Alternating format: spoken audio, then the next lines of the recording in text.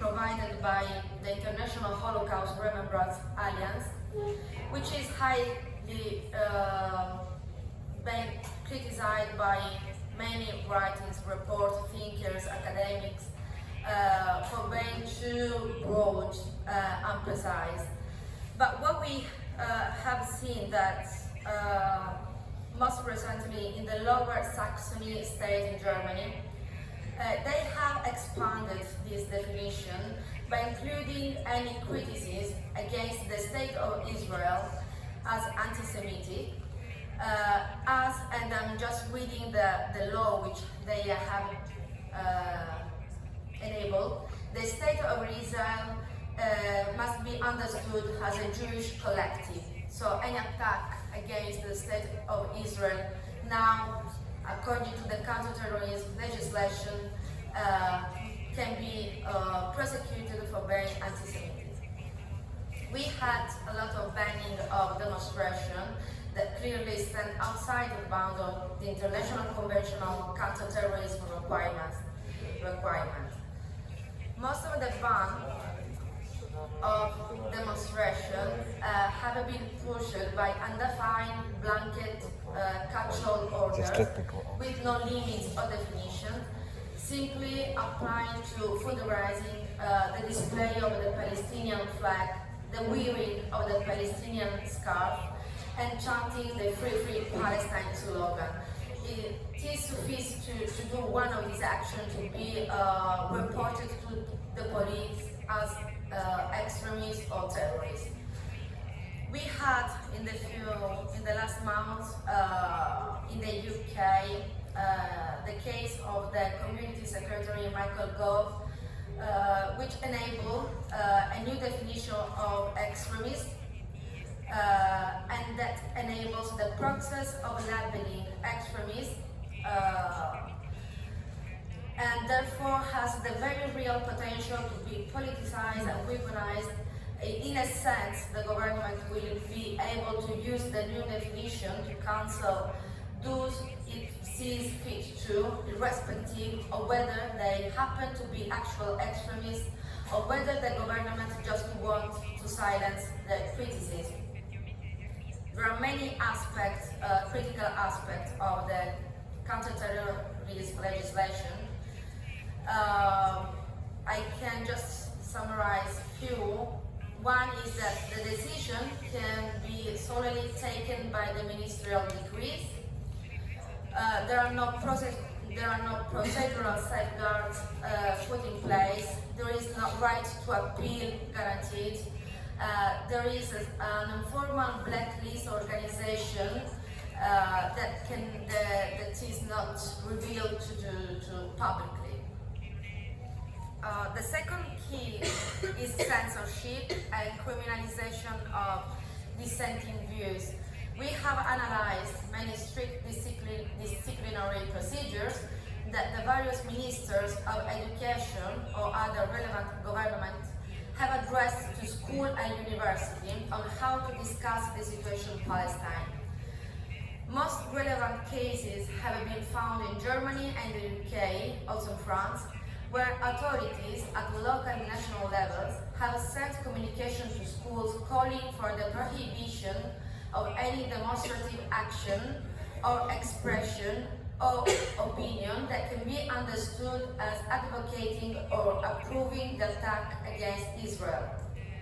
We had a case in Germany with a letter to school provided by the authority of Berlin Education Senator,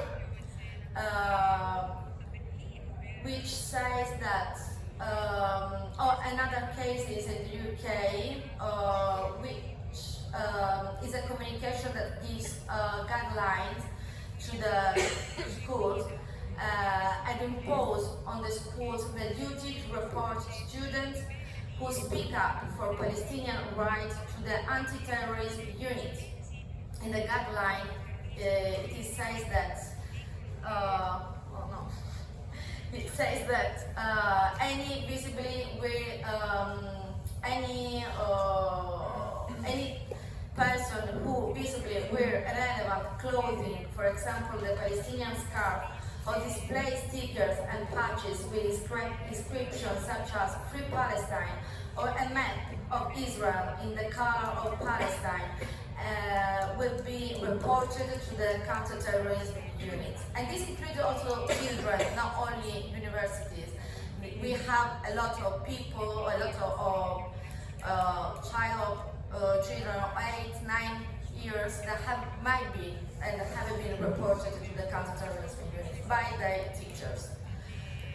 I would like to briefly, I have just 2 minutes, introduce the fact that they have introduced new criminal offenses and new legislation. We had a case in France by the Republican political party, which has submitted for the first reading in the Senate the bill number 21st, which amends the law on the freedom of expression that makes anti-Zionism for the first time a criminal offense. This is unprecedented. The bill aims at punishing those who deny the existence of the State of Israel with 1 year of imprisonment and a fine of 45,000 euros. Those who insult the State of Israel will face 2 years of imprisonment and a fine of 75,000 euros. And those who directly provoke hatred or violence against the State of Israel will face 5 years of imprisonment and a fine of 100,000 euros. The bill includes a comprehensive list of actions punishable by the law, which says like speeches, shout, or threats made in public spaces, or meetings, or by writings, print, drawings, engraving, painting, emblems, images, or any other written medium, speech or image, sold or distributed, offered for sale, or exhibited in public space, can be contested by this law. And just one mention, only one, okay, because it was really alarming. We had cases in Germany where they are embedding as a precondition for citizenship the recognition of Israel's right to exist. We had in Germany the Christian Democratic opposition leader who demanded for the recognition of Israel's right to exist as a precondition for German citizenship. We had the FDP, one of the 3 parties in German coalition government, who has been pushing to make anti-Zionism as an explicit exclusion criterion for naturalization. 2 proposals have been presented.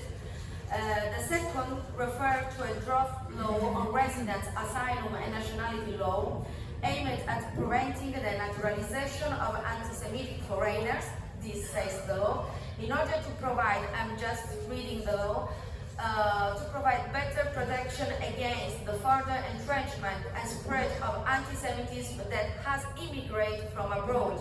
So it's just a law against the immigrants.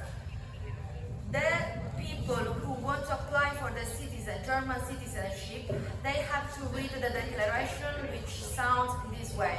I expressly recognize the special German responsibility for the State of Israel and Israel's right to exist. I condemn any anti-Semitic effort. I do pursue, nor have I ever pursued any efforts that are directed against the right to exist of the State of Israel. I'm come out.